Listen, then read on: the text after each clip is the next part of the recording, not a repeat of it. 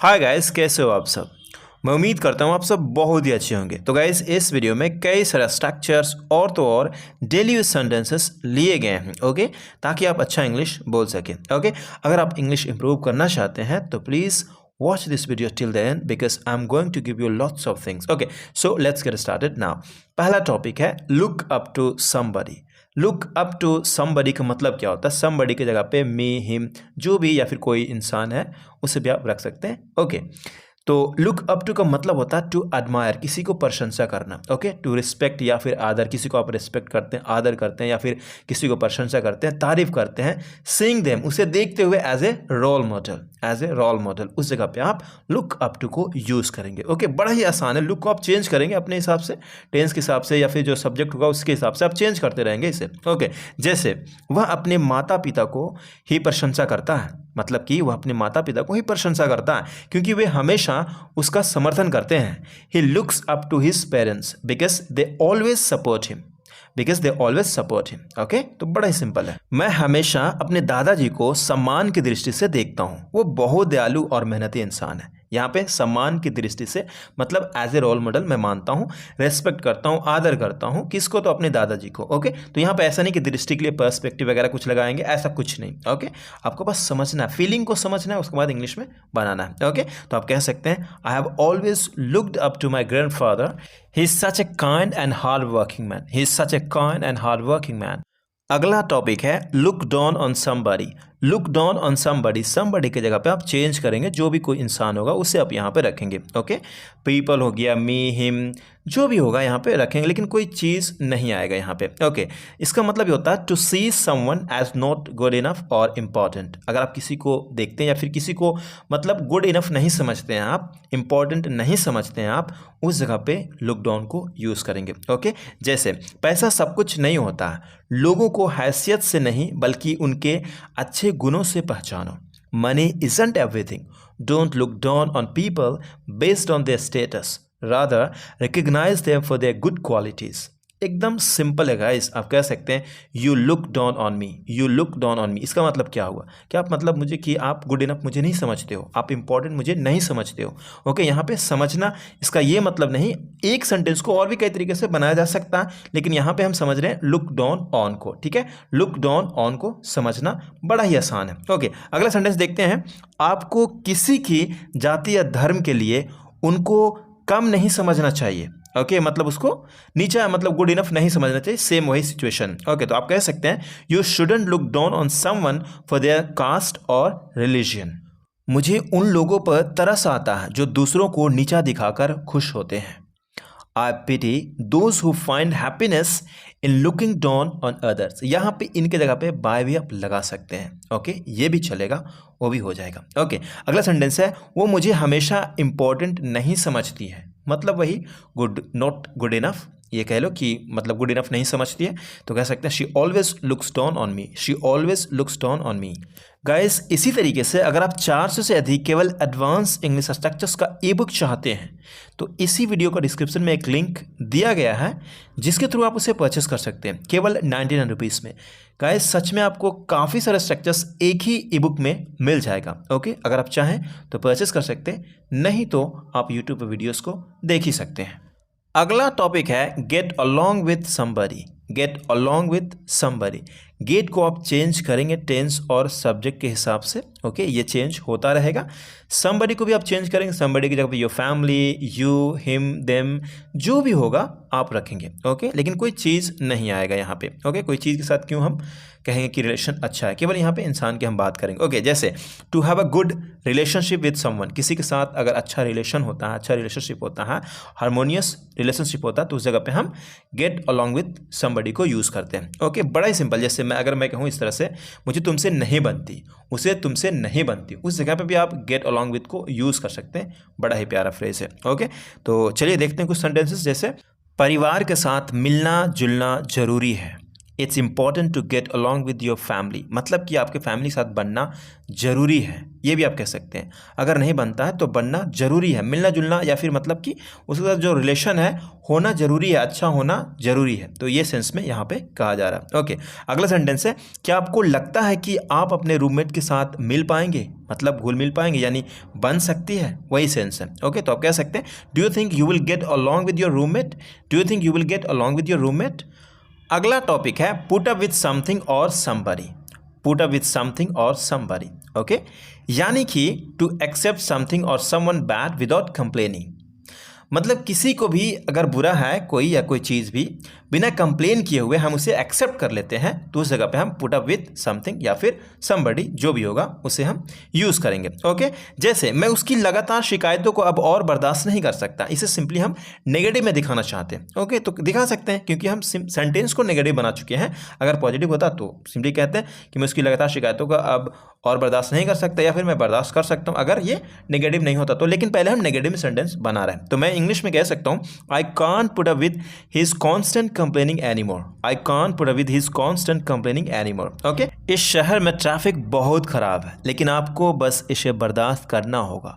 The traffic in this city is terrible but you will just have to put up with it.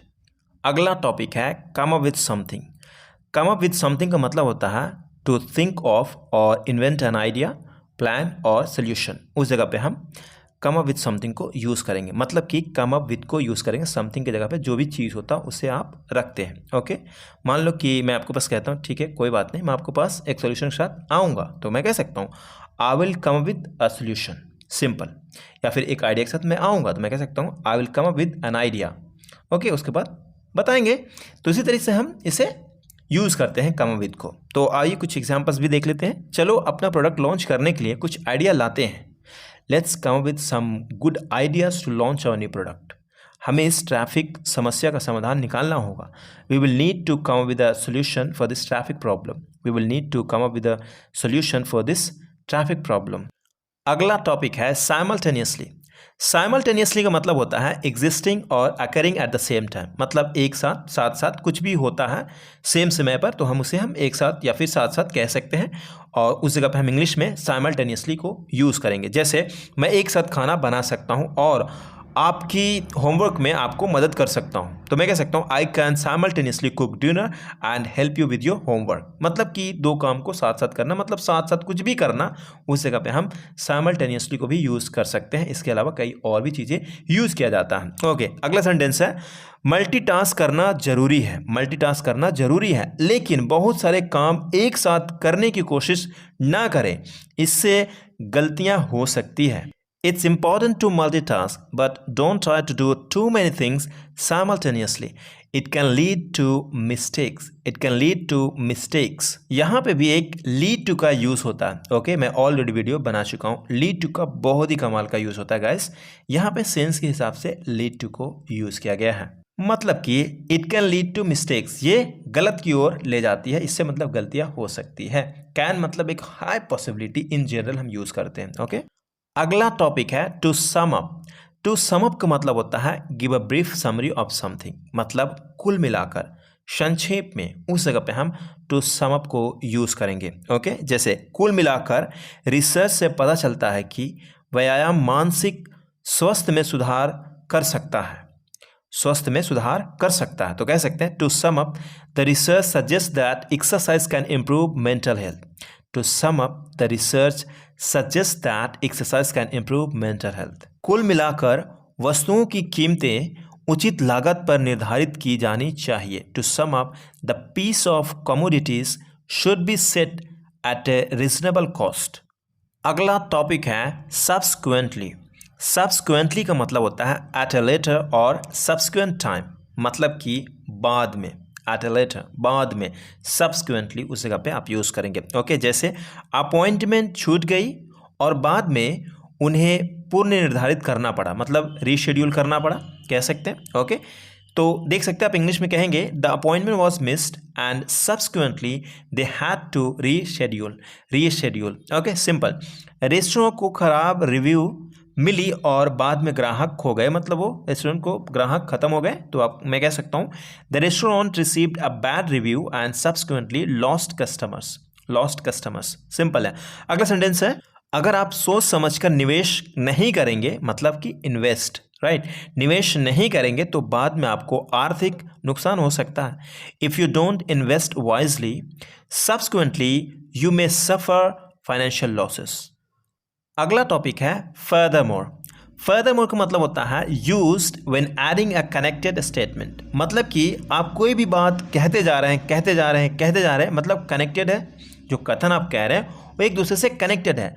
फिर कहते हैं इसके अलावा भी, फर्दरमोर, और भी कुछ लास्ट में ऐड करना चाहते हैं या फिर कुछ थोड़ा और बात कहना चाहते हैं, तो वहाँ पे फर्दरमोर को यूज़ करेंगे आप। ओके, जैसे वह एक विश्वसनीय मित्र है, इसके अलावा, मतलब कई और भी हम चीज़ें बता रहे थे पहले, लेकिन यहाँ पे हम शॉर्ट में आपको समझाने के लिए केवल एक ही सेंटेंस पहले लिखा हूँ, उसके बाद इसके अलावा लिख दिया हूँ, राइट। लेकिन आप कई सारी चीज़ें आप कह सकते हैं, एक नैरेट कर सकते हैं, बहुत सारी कहानी बता सकते हैं, उसके बाद आप कहते हैं इसके अलावा ये भी था, उस जगह पे फर्दरमोर को यूज़ करेंगे, राइट। वह एक विश्वसनीय मित्र है, इसके अलावा वह हमेशा अपने वादे को निभाता है, वादे निभाता है। Okay, he is a reliable friend, furthermore he always keeps his promises. उसने तैरना सीखी, इसके अलावा वह अब डुबकी लगाना सीख रही है। She learn how to swim, furthermore she is now learning how to dive. How to dive, डुबकी लगाना। अगला टॉपिक है as well as. As well as का मतलब होता है साथ ही साथ, विद इक्वल रीजन और एन इक्वली गुड रिजल्ट, मतलब साथ ही साथ, आप ऐसे मान के भी चल सकते हैं, बिल्कुल आसान है। ज्ञान शिक्षा के साथ साथ अनुभव से भी प्राप्त किया जा सकता है। Knowledge can be gain through experience as well as education. खुद के साथ साथ दूसरों के प्रति भी दया दिखाना महत्वपूर्ण है। It's important to show compassion to ourselves as well as others. उन्होंने टेलीविज़न के साथ साथ समाचार पत्रों में भी इसके प्रोडक्ट का विज्ञापन किया। They advertise its product on television as well as in newspaper. छोटी उपलब्धियों के साथ साथ बड़ी उपलब्धियों में भी सफलता मिल सकती है। Success can be found in small accomplishments as well as big ones. Therefore simple है एज ए रिजल्ट और कॉन्सिक्वेंस, मतलब इसलिए। ओके, एज ए रिजल्ट, कॉन्सिक्वेंस, ये भी आप माइंड में रख सकते हैं। ओके, ताकि आप ऐसे भी यूज़ कर सकते हैं। ओके, शिक्षा सभी समस्याओं का समाधान कर सकती है और इसलिए इसका प्रसार बहुत ज़रूरी है, मतलब इसको फैलाना बहुत ज़रूरी है। Education can solve all problems, therefore its spread is very necessary. Okay, as a non spread यहाँ पे यूज़ किया गया। ओके, उन्होंने सुखद, मतलब कि प्लेजेंट व्यवहार विकसित किया और इसलिए उनके कई दोस्त बन गए। He developed pleasant manners and therefore he gain many friends. अगला टॉपिक है अनलेस। अनलेस का मतलब होता है यदि नहीं, अगर नहीं, इसमें नहीं ऑलरेडी इंक्लूड होता है। Okay, describing the result if something does not happen. Okay, मतलब रिजल्ट को डिस्क्राइब करना अगर कुछ नहीं होता है तो। जैसे यदि जल्द ही बारिश नहीं हुई तो यह शहर पानी की भारी कमी से पीड़ित होगा। अनलेस को आप सिंपल यूज़ कर सकते हैं, अगर तुम नहीं आओगे तो मैं नहीं जाऊँगा, एक शर्त है, यानी शर्त के लिए हम यूज़ करते हैं I won't go unless you come. Unless you come शर्त के लिए आप यूज़ करिए, बेधड़क, सिंपल है, लेकिन यूज़ नहीं करेंगे तो कोई फ़ायदा नहीं होगा। ओके, तो कह सकते हैं this city will suffer from an acute water shortage unless it rains soon. आप दूसरों में दोष तब तक नहीं देख सकते जब तक वही दोष आप में ना हो। You can see the faults in others unless the same faults are in your self.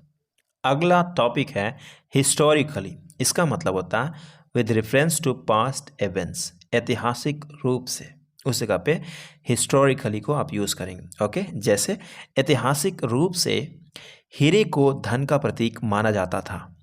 Historically diamonds were considered to be a symbol of wealth. Historically diamonds were considered to be a symbol of wealth. Okay, क्या आपने अब तक अपनी यात्रा में कोई ऐतिहासिक रूप से महत्वपूर्ण इमारतें देखी हैं? Have you seen any historically significant building on your trip so far?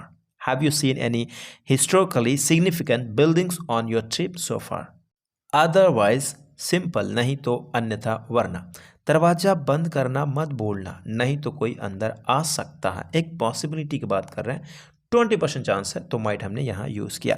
Remember to lock the door otherwise someone might come in. Okay, आज रात तक अपना होमवर्क पूरा कर लो, नहीं तो कल सुबह स्कूल जाने से पहले करना होगा।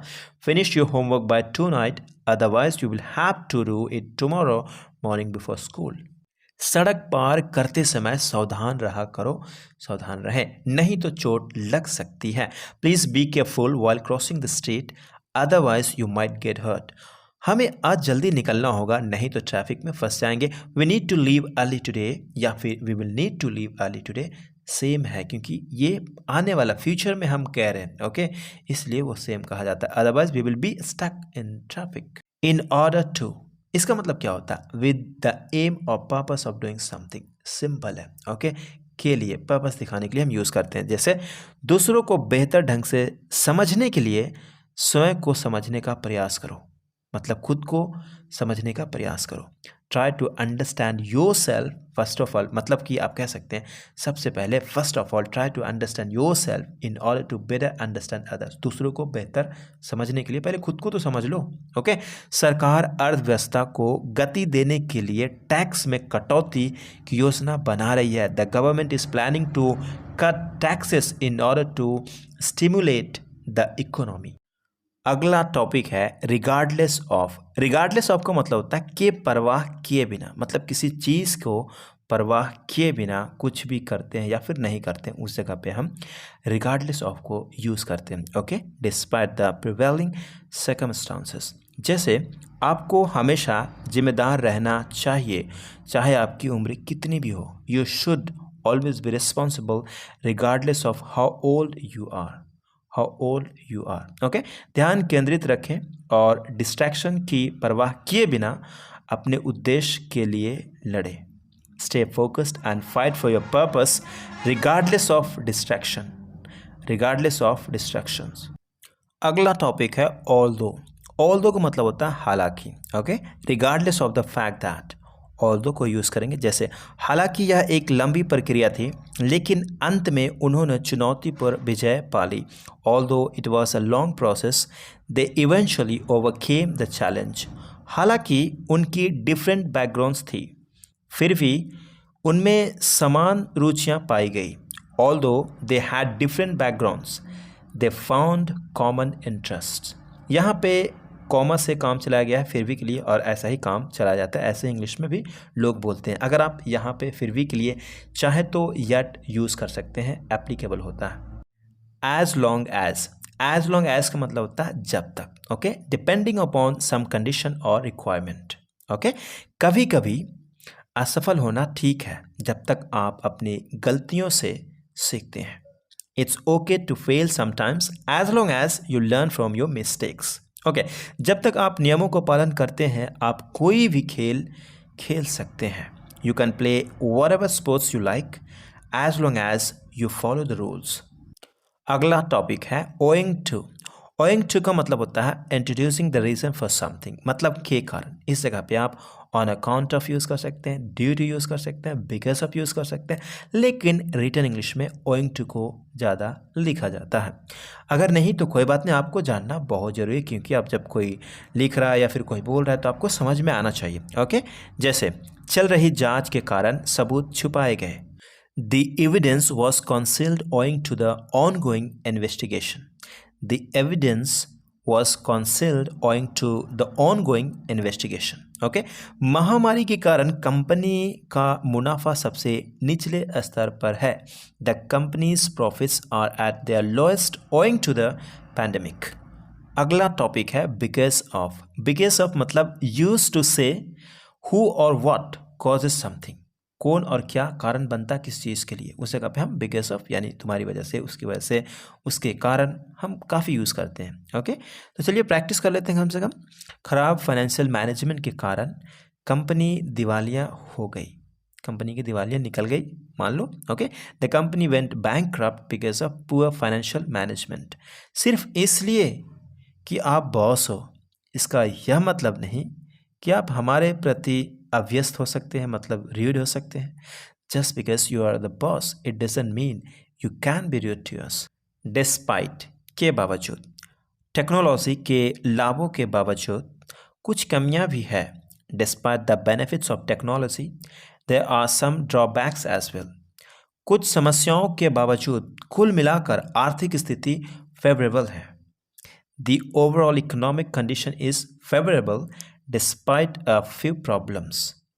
The overall economic condition is favourable despite a few problems. Straight away, straight away का मतलब होता है विदाउट एनी डिले, इमीडिएटली, मतलब तुरंत कह सकते हैं। ओके, तुरंत, सीधे हाथ। जैसे छात्र के सवाल का जवाब देने के लिए सीधे हाथ उठाया, मतलब तुरंत। Okay, the student raise their hand straight away to answer the question. Driver ने किसी भी बाधा से बचने